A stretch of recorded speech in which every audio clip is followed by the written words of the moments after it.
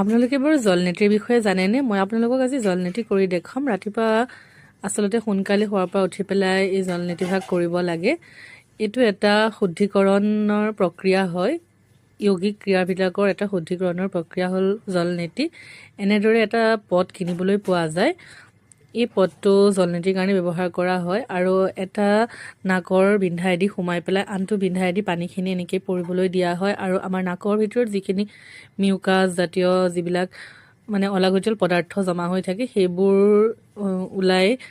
ওলাই যায় আৰু নাকটো সম্পূৰ্ণৰূপে চাফা হৈ যায়। আৰু ভৰিকেইটা যে মই পজটো দেখাইছোঁ যেনে দেখিছেনে, এনেকুৱা এটা পজত ৰৈ ল'লে জলনেটিটো কৰিবৰ কাৰণে সুবিধা হয়। বাকী আপোনালোকে এইটো কৰি চাব পাৰে আৰু এইটো কৰাৰ ফলত আপোনালোকৰ বিভিন্ন ধৰণৰ নাকৰ সমস্যাৰ পৰা আপোনালোকে মুক্ত হ'ব পাৰিব। কিন্তু এটা কথা মন কৰিব, জলনেটি কৰাৰ আগত সদায় আগদিনা ৰাতি নাকৰ 2টা বিন্ধাতে পিয়ৰ গাই ঘিউ দি থ'ব।